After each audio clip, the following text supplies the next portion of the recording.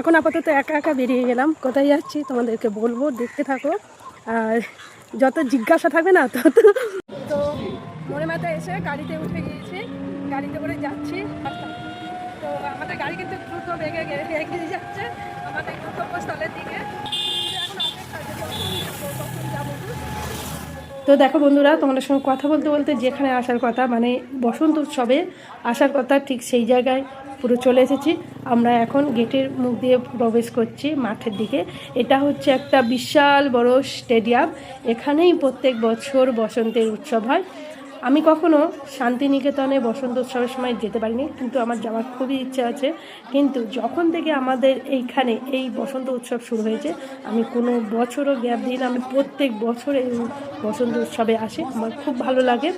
তো দেখতে পাচ্ছ সবাই এখানে মানে হলুদ, সাদা, লাল, বেশিরভাগ সব হলুদ আর সাদাটাই পড়েছে।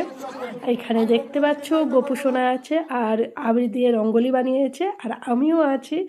তো দেখো কত সুন্দর, মানে কি বলবো, খুব সুন্দর একটা পরিবেশ। আর এই দেখো দূরে থেকে দেখাচ্ছি কত বড় মাঠ, এখানে ফাংশন হয়, সাংস্কৃতিক অনুষ্ঠান হয়।